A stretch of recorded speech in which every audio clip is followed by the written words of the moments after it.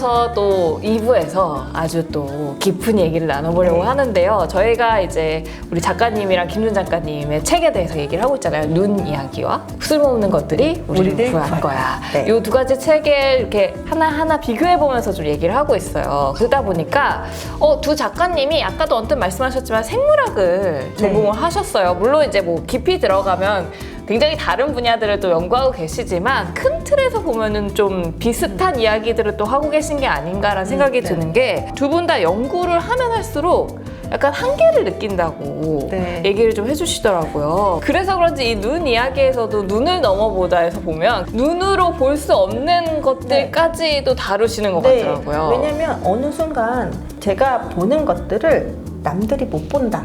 예를 들어서 제가 구별할 수 있는 색깔을 어떤 분은 구별을 못 하시는 분도 계시고요. 어떤 분들은 미묘한 질감이나 변화 패턴을 인식하시는데 저는 봐도 그냥 그게 그런 것 같고 맞아요. 모르는 경우도 있고 세상에는 분명히 느껴지지만 보이지 않는 것도 있어요. 대표적인 게 바람이에요. 그쵸. 이렇게 바람은 느껴지는데 전혀 보이지 않죠. 보이지는 않잖아요. 이런 것들을 볼 수 있는 방법이 있을까? 왜 다르게 보이는 걸까? 그런 것들을 생각을 하다 보니까 보는 것을 확장시키려 했던 노력이 필요했고 보니까 사람들 생각이 바뀐다라는 거. 현미경이 나오기 전에는 아무도 미생물의 존재를 몰랐잖아요. 그렇죠. 맞아요. 그러니까 현미경이 나오기 전 세대의 문건들을 보면요. 그 어디에도 사람이 병에 걸렸을 때 이게 미생물이 원인이라는 소리를 못해요.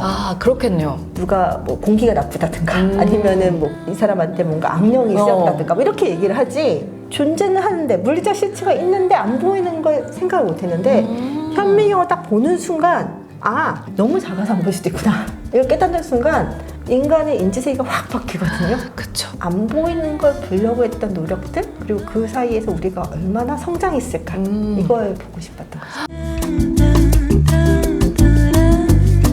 좀 더 그러면 깊숙이 얘기를 해보면 저희 이제 우리 GMO TV가 아무래도 이제 한국생명공학연구원 바이오 안정성 정보센터에서 운영하는 채널이잖아요.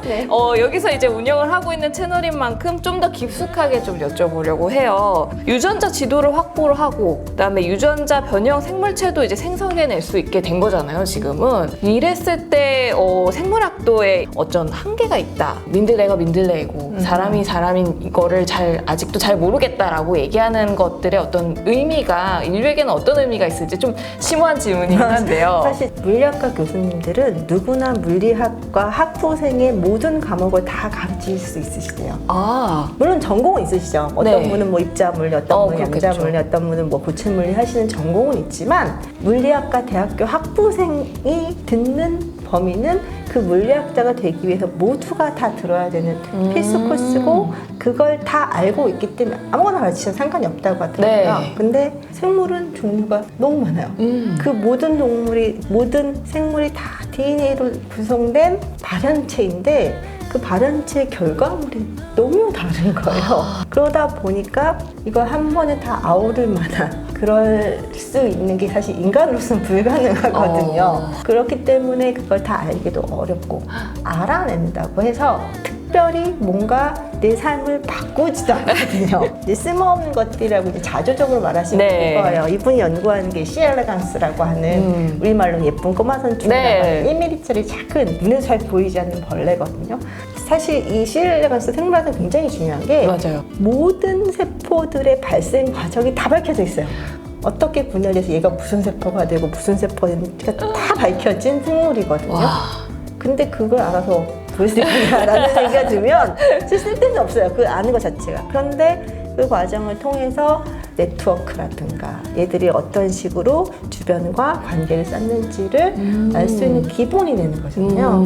근데 그 기본만 알아서는 생물학은 그걸 또 바로 적용이 안 된다는 거예요. 그러다 보니까 늘 한계에 부딪히는데 역으로 그런 기본조차 모르면서 더 많은 걸 알 수는 없잖아요. 그쵸. 그러니까 이걸 하나하나 알고 더 많은 것을 알아가는 과정에서 사실 수많은 분들이 같이 연합을 해서 해야 되는 건데 그렇네요. 맞아요. 단기간에 뭔가 결과가 나오면 아 맞아요. 뭔가 이거 이제 성과를 굉장히- 좀 빨리 그쵸? 보여줬으면 좋겠거든요. 쓸모있는 게 안 나오면 당장 먹고 살기가 급한데 다른 데다가 투자하는 게 낫겠다라는 생각을 하시는 경우가 많아서 이런 연구를 하시는 분들이 굉장히 자괴감을 느끼시는 거죠. 쓸모없는 것들이라고 생각하지 마시고 쓸모 있는 일을 하기 위해서 다지는 일이라는 생각들을 좀 해주셨으면 좋겠어요. 맞아요. 두 분이 이제 점점 얘기를 보다 보면은 사실 이 안에서 눈 이야기에서도 눈에 대한 얘기를 막 하시지만 결국은 귀결되는 게 사람과 어떤 세상에 대해서도 심도 있게 좀 고찰을 하는 게 아닌가라는 생각이 들더라고요. 그래서 우선 눈 이야기부터 좀 해보려고 합니다. 작가님께서 이제 감각기관으로서의 눈에 대해서 막 얘기를 해주셨어요. 눈에 뭐가 있고 뭐 망막이 있고 여기에 수정체가 있고 이런 말씀을 해주시다가 그것의 사회적 역할에 대한 언급도 좀 해주셨거든요. 내가 보는 대로 세상이 존재하는지조차 알 수 없다는 것이라고 말씀을 하셨고 그 근거는 저마다 세상을 보고 있지만 타인은 내가 보는 대로 세상을 바라보지 않는다라는 얘기도 해주셨어요. 이런 거에 대해서 좀 더 구체적으로 얘기를 해주신다면요. 이게 뭐냐면 제가 이제 아이가 있는데 남자 여자 쌍둥이 아이예요. 오. 네. 그런데 이 아이들한테 어디 놀이공원 같은 데 데려가 줬어요. 뛰면은 자연이 쫙 펼쳐 있잖아요. 애들이 막 신나 뛰어가잖아요. 막 뛰어가는데 저희 아들은 좀 개구쟁이거든요. 애가 막 나무에 기어 올라가고 싶어 하는 거예요. 제 딸내미는 예쁜 걸 너무 좋아해서 그 아래에 있는 꽃에서 막 놀고 막 그래요. 다음날 거기 갔다 와서 뭐가 좋았니? 이때만 얘는 나무를 기억하고 얘는 꽃을 기억을 해요. 그래서 너 거기 나무 있던 거 기억 안 나? 자기 기억이 안 난대요. 같은 공간에서 다르게 봤다는 사실을 전혀 몰랐을 거예요. 그랬을 거예요. 네, 근데 그런 과정을 통해서 이제 아이를 키우다 보니까 그런 걸 보면서 내가 보는 것만큼 사람들은 다르게 보고 있구나. 동일한 과정, 동일한 공간에서도 서로 다르게 볼 수 있다면 이 넓은 세상의 사람들은 저마다 다른 데를 보고 있을 텐데 이들이 보는 게 자신의 세상이라고 믿고 있을 거 아니에요. 근데 원래 그들이 보는 게 자신의 세상이 아니라 이 겹쳐진 전체고 내가 보는 요만큼이잖아요. 근데 과학이 중요한 이유가 네가 보는 게 진짜가 아닐 수도 있어라고 계속 얘기를 해줘요.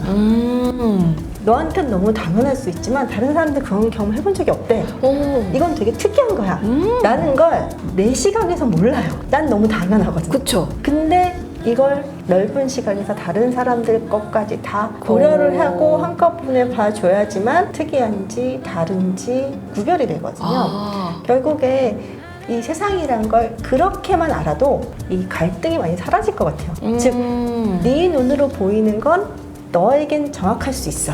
근데 이 옆에도 세상이 있어. 맞아요. 우리가 네. 왜 나무만 보지 말고 숲을 보라라고 얘기를 하는데 있고, 그 나무 옆에 다른 나무도 있어. 그러니까요. 아니면 그 나무 아래 꽃도 있어. 나무 위에 하늘도 있어. 이런 거요. 이런 것들이 있다는 그 사실만 기억을 하고 있으면 그날은 하늘을 못 보고 그날은 꽃을 못 봤더라도 아 다음에는 하늘을 봐야겠다. 그 다음에는 꽃을 봐야겠다는 생각을 할 수도 있고 다른 사람이 아 나 어떻게 꽃을 봤어 라고 얘기했을 때 나는 못 봤는데 있었던가? 라고 생각하면서 그렇구나 있었구나 라고 찾아볼 수가 있잖아요. 그쵸. 내가 본 게 전부가 아니다 라고만 생각을 해도 사람들 사이 갈등이 정말 많이 줄어들 것 맞아요. 같거든요. 이해도가 엄청 네. 높아질 것 같고 얘기를 듣다 보니까 그렇게 하면은 부부 싸움도 안 할 수 있을 것 같습니다. 그러니까 모든 갈등이 거기 해결이 될 것 같고 근데 물론 이제 좀 삭막해진 게 있죠. 그러면은 증거를 내봐야 되니까.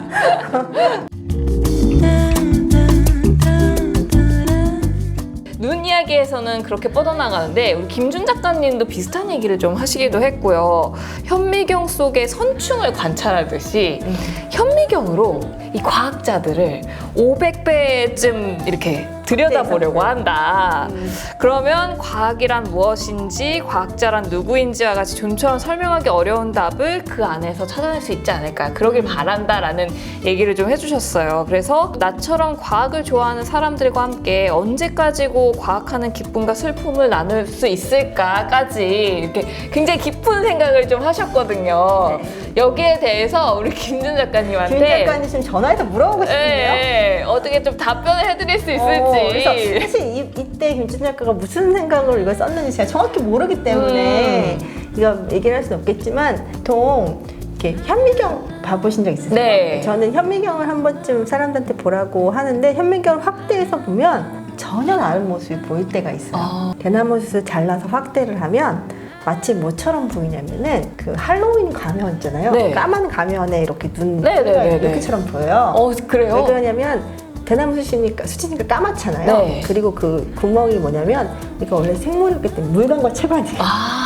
그게 이제 확대해서 보면 마치 가면처럼 보이거든요. 근데 그걸 보면 사람들은 눈, 코, 입이라고 생각을 하지 그렇죠. 물광과 채광이라고 생각을 잘 안 하거든요. 그러니까 확대해서 보면 전혀 다른 모습이 보이고 다시 전반적인 구조가 이해가 되거든요. 그래서 잘 이해가 안 되거나 복잡해지거나 살다 보면은 뭔가 이렇게 막 꼬여가지고 생각이 안 될 때 너무 많잖아요. 정리 안 돼 이럴 때 있어요. 그럴 때는 좀 시야를 좁혀서 작은 것을 한번 집중해서 확대를 해보면 오히려 그 안에서 정확하게 뭔가가 보이면서 결국 여기서 꼬였구나 라는 걸 볼 수가 있거든요. 이렇게 들여다보면 그런 식으로 보는 게 사는 거고, 그리고 실제로 이제 생물학 하시는 분들은 현미경이 너무 익숙해요. 저도 그렇지만 현미경 몇 시간씩 들여다보기 너무 익숙하거든요. 잘 안 보이는 것들을 하다 보니까 그 과정에서 이제 내 눈에 안 보인다고 없는 거 아니구나. 그리고 작다고 별거 아닌 게 아니구나. 이런 걸 이제 몸으로 깨닫게 되거든요. 네. 그래서 이 현미경 얘기가 많이 나오는 것 같아요. 눈에 대한 이제 정교한 이런 얘기들도 하고 또 통찰을 다 적어놓은 이 눈 이야기에서 초보자의 서투른 관찰기라고 이렇게 겸손하게 또 말씀을 하셨어요. 당연히 근데 이 책을 처음 쓸 때는 제가 눈에 대해 아는 게 아무것도 없었어요. 왜냐면 저는 심지어 안경도 한번 써본 적이 없거든요. 눈이 너무 좋으셔가지고. 네, 친구들 중에서 저거 막 얘기를 하는데 안 보여? 라고 하는 친구도 있었거든요. 근데 그게 이해가 안 됐었어요. 그래서 눈에 관심이 없었기 때문에 잘 몰랐는데 눈 이야기 칼럼 써달라는 청탁을 받고 쓰기 시작하면서 이런 거 있었구나. 그럼 이 다음 건 뭐지? 이 느낌으로 계속 이걸 찾아갔거든요. 네. 그러니까 처음 과학적 발견을 한 어린아이의 심정으로 이거 너무 신기해. 그 다음에 뭐가 있을까? 이런 심정으로 해놨기 때문에 사실은 아주 뭐 체계적이랄까나 그런 책은 아니지만 적어도 여러분이 세상을 바라보는 이 눈 하나만 가지고도 세상 많은 것들 엮을 수 있다. 그럼요. 그런 것들 기분을 가지시고 눈을 조금 더 소중히 여겨야겠다 생각만 하시면 될 것 같아요.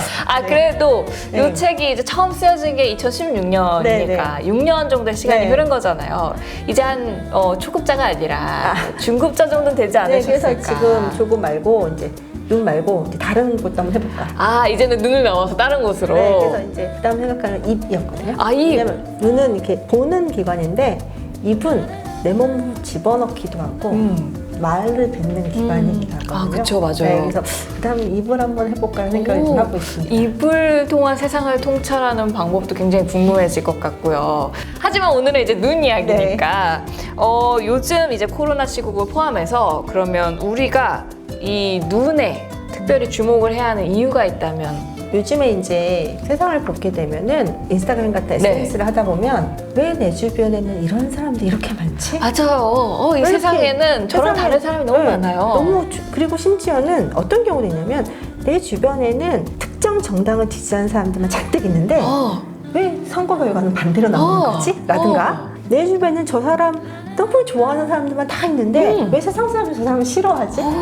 라는 생각들을 하시게 되는 경우가 있죠. 너무 많거든요. 네. 그래서 이게 뭐냐면 사람들이 오히려 뭔가 이게 소팅이라고 해야 되나요? 이런 SNS 같은 걸 사용하게 되면 자기도 모르게 비슷한 사람들끼리만 이렇게 모이게 되거든요. 그러다 보니까 내 주변에 있는 사람 다 나랑 비슷한 사람들. 근데 이게 자칫하면 이 세상 모든 사람 다 이럴 것 같아. 생각까지 확장이 되더라고요. 그래서 저도 요즘에 그게 좀 걱정이 돼요. 왜냐면 특히나 아이들이 코로나 시대 이후로 친구들 만나는 게 굉장히 줄어들었고요. 그러니까 온라인 수업이라든지 아니면 비대면 수업에 익숙하다 보니까 나랑 조금만 안 맞으면 그냥 끊어버려요. 그래도 괜찮아요. 왜냐하면 학교에서는 계속 같은 공간에 있어야 되니 그럴 수가 없었는데 온라인 공간에서 너무 쉽거든요. 끊고 맺는 게 너무 쉽거든요. 그러다 보니까 시야가 자꾸 이렇게 좁아진다는 생각? 극단으로 가는 것 같아요. 맞아요. 요즘 그런 부분들이 그래서 있죠. 코로나 이후에 갈등이 심해지는 것 중에 하나가 이것 때문이라고 해요. 내가 본 세상에서는 전부 이렇게 생각해. 그러니까 세상 다른 사람들이 잘못된 거야 라고 하는 생각들 자꾸 하고 계셔서 이 갈등이 전부 심화되고 있고 좀 요즘 뭐 세대 간의 갈등, 뭐 젠더 간의 갈등, 뭐 국가 간의 갈등이 너무 그쵸. 심화되고 있잖아요. 네. 조금 한 번쯤이라도 저 사람의 눈으로 보는 세상 틀릴 수 있거나 나쁠 수 있다라는 생각을 그럴 수 있어요. 물론 그럴 수 있지만 그럼요. 저 사람이 생각하는 게 맞을 수도 있어 라는 생각을 한 번씩만 해주시고 한 번만 옆을 봐주셨으면 좋겠어요. 그러면 이 눈 이야기도 얘기를 했지만 우리 김준 작가님의 이 쓸모없는 것들이 네. 우리를 구할 거야. 이 책도 이제 나온 지 조금 됐거든요. 그래서 이 책을 다시금 읽어볼 만한 가치를 소개를 해주신다면 이 책은 과학자가 되고 싶었던 어린아이가 실제로 과학자가 되어가는 과정에서 겪는 성장기예요. 그리고 그 성장기는 끝난 게 아니라 진행하고 있는 성장기거든요. 그래서 과학자라는 사람들은 별에서 떨어지거나 이상한 천체가 아니고 우리 주변의 평범한 사람들인데 단지 무언가를 너무 좋아해서 그걸 알고 싶어서 그걸 사랑하는 사람들이고요. 결국 그 사랑의 그 결과물들은 사회를 바꿀 수도 있다. 그러니까 이분들이 가지는 애정만큼은 아니더라도 조금만 더 애정을 가지고 이 연구하는 사람들 또는 과학하는 사람들 혹은 과학을 한다는 행위 자체를 약간만 애정의 시선을 가지고 바라봐 주시면 좋겠어요. 우리 이렇게 눈 이야기와 또 쓸모없는 것들이 우리를 구할 거야 이 두 책에 대한 얘기를 나눠보면서 굉장히 이 책은 다시금 또 지금 다시 읽어도 너무나 그 가치가 뛰어난 책이다라는 거를 알 수 있었습니다. 지금까지 GMOTV의 도서 리뷰를 해봤고요. 긴 시간 동안 너무 좋은 설명 해주셔서 감사드립니다. 나도 오늘 반가웠어요. GMOTV 구독, 좋아요, 알림 설정!